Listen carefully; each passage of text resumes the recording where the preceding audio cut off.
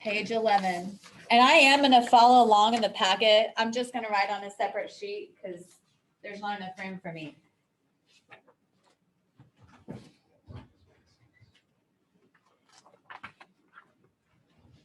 No, it's kind of dark.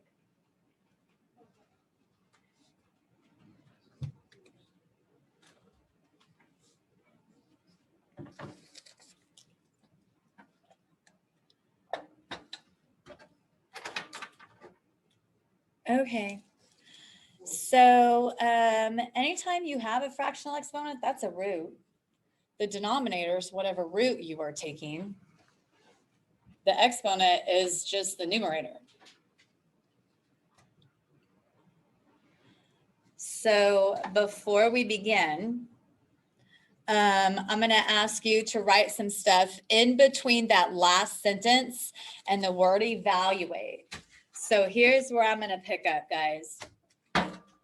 So if you take your teacher's advice, I promise you this stuff is going to be easy as long as you start recognizing the base level bases, I guess. So 2 squared, of course, is 4, right? So when you see 4, you got to train your brain. You don't see that anymore. You see 2 to the power of 2.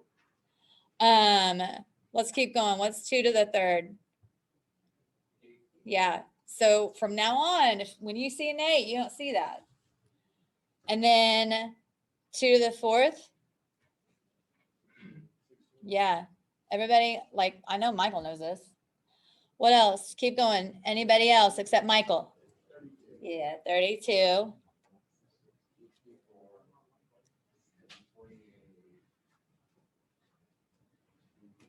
All right, good. Yes. These are the most common. So I went ahead and wrote those. Some 3s are common too.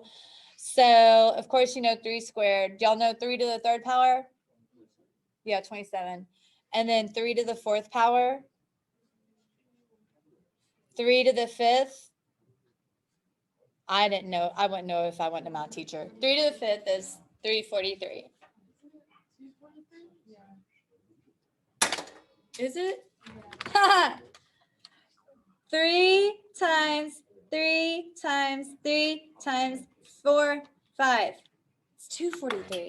This whole time, this all day long. I've been telling some kids wrong. I wouldn't know it if I was a math teacher. Thank you, ladies. It's 243. One more thing that pops up a lot is 6 to the 3rd. Do y'all know 6 to the 3rd? I feel like it's 216, but I don't know anymore now. 1, 2, 3. Yeah, it is. So please kind of commit those to memory because it's just going to make this stuff easier for you, like a lot faster. Okay, so let's go ahead and take a look at the first example. Oh, well, I guess I'm not going to use one of those today. So example 1 is 36 to the half, correct? Okay. So if it's 36 to the half, anytime you're taking something to a half, y'all, it's the root. Y'all know that. What is that? Yeah, not a big deal. It's 6. However, we're not thinking along those lines anymore. We're done with that little baby stuff. Here's what's really been happening like behind the scenes. You don't see 36. What do you see? 6 root 2. Yes, 6 squared. Yeah. So 36, we don't see 36. We see 6 squared. And 6 squared is being raised to the 1/2. And y'all remember your exponent rules. What do you do with that 2 and that 1/2? Multiply. What's 2 times 1/2? 1. That's why it's just a single 6. Very basic, but we're going to start amping it up a little bit. For example, let's look at number 2. So number 2 says 64 to what? 2/3? Thank you. Y'all, I'm not wearing my glasses, so I really need your help. So 64 to 2/3. And then you just promised me you don't see 64. That is 2 to what power? 2 to the, look at your paper. You should have written it down. 64 is 2 to the 6. So if this is 2 to the 6, then just multiply the exponents, y'all.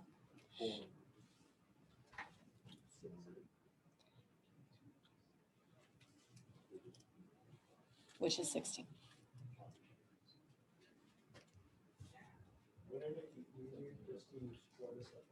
I can't hear you. Wouldn't it be easier to do 4 to the 3rd? Whatever, however fastest you got it, you go for it. I want you to do that. I'm just breaking them down to the lowest base possible. So for example 3, example 3 has a negative exponent. I'm sorry, you cannot do a negative exponent, so you have to put it below a fraction bar. But I don't see 49, and neither do you. You don't see a 49.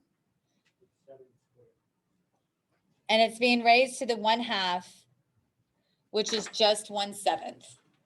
Now listen, of course I did not write the power, but what is this denominators? What is that 7 understood to have for an exponent? A 1. And 1 is a whole number, correct? No, it is. Just keep that in mind because that's important. I'm going to skip number 4 because I feel like you guys can, well, I'll just do number 4. So remember, if the whole entire fraction is raised to a negative exponent, then the whole entire fraction is going to get flipped. And you got to do your order of operations. And then you got to simplify that. I don't even know why I keep writing the letter or the number 2. I'm sorry, the number 8. I need to write 2 raised to the 3rd power, which of course is going to leave us with just 2.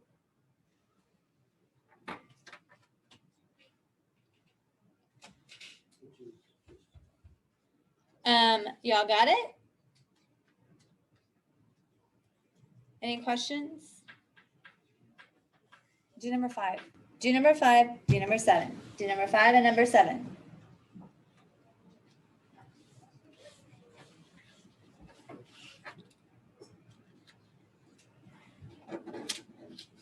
Number 5 and number 7.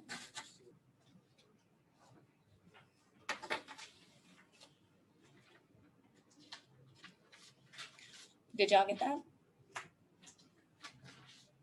Check your work. Do you have questions on that?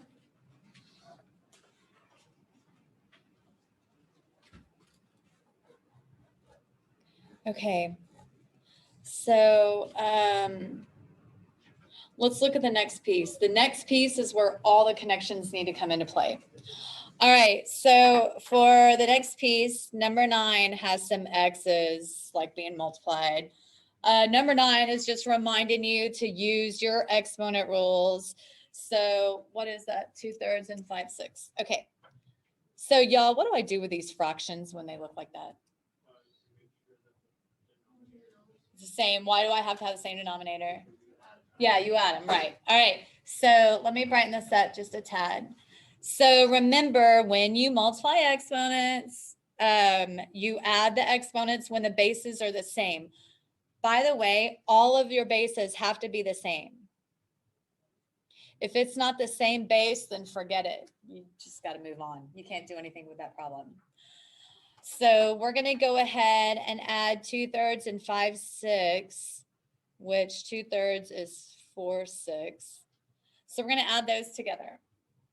So what we're going to end up with is x to the 9/6. But of course, I'm not leaving that. What does 9/6 simplify to?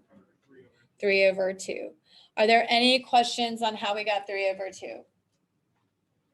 Okay, look, there's a lot going on here, y'all. First of all, is that like a fraction? Is that an improper fraction? What's going on with that? What kind of fraction is 3/2? It's improper because there's a whole number there. If I broke this out and show the whole number, that's a whole number plus a remainder, right? So if I wrote this in radical form, and you got to be able to convert back and forth, this is that, because remember, your top is your exponent, your bottom is your root. So anytime that you are dealing with some sort of fraction that has whole numbers in it, like an improper, you have something on the outside of a radical sign. You need to remember that right now. That's what's going on. That's the main goal of today's lesson. If you have a fractional exponent and it's an improper, you got some sort of whole number on the outside of a root. Do you have any questions on that? Okay, let's look at number 10.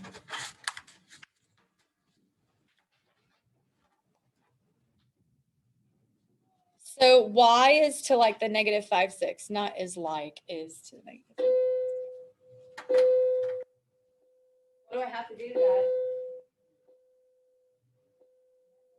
So let's rewrite it underneath the fraction bar.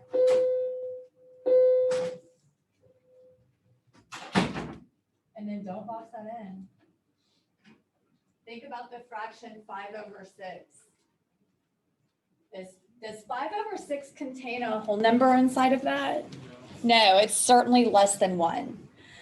So look, let me go ahead and get caught up. I'm sure you already did this part. Let's think about what's going on here. If I wrote this in radical form, remember the bottom number is the root. So we're taking the 6th root and there's 5 y's under there. You guys know you can't turn it into something like that. What do you have to do to the denominator? You have to rationalize it. So if we're taking the 6th root and we already have 5 y's, how many more y's do we need? That's right, 1. So, yesterday I would give you a problem that looks like this and you would know, oh, I got to rationalize the denominator. I hate doing this. It's so silly, but you got to do it. So you got to multiply by whatever's missing to make a whole number for that. So my final answer in radical form, that's your numerator. It'd be 1 times that. It's just that. And then you finally got 6 y's there. So you'd get to take a y out. All good? Do y'all have any questions on that? That's a review from yesterday. Are you going to ask for other ways to answer the question besides radical form? I sure am. If you notice on number 10 did not have a radical on the problem. So if there is not a radical in the problem, then your answer can't be in radical form. I take points off for that. So here's how you do it in exponential form. So for exponential form,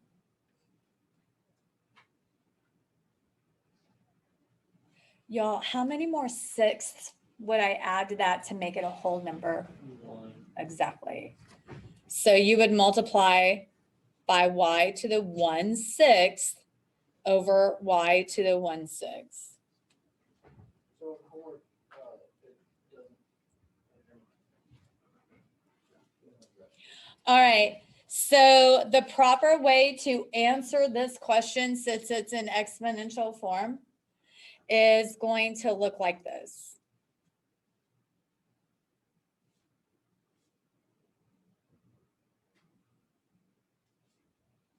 Because remember, when we add these right here, y'all, that's 6/6. That's just a 1. And then remember, the numerator was just a 1 times that.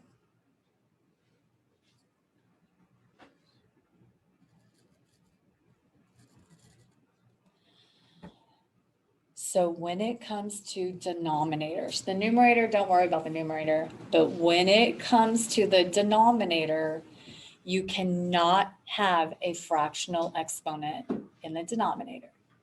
If you have a fractional exponent in the denominator, you didn't rationalize it, because that is the same as that. If your pencil bag's in front of you, or if you have a different color, y'all, 10 is so important. Like if I go back and study for my quiz tomorrow, which I'm going to, I'd make sure I review what just happened on number 10, and I'm recording it so you can go back and watch it.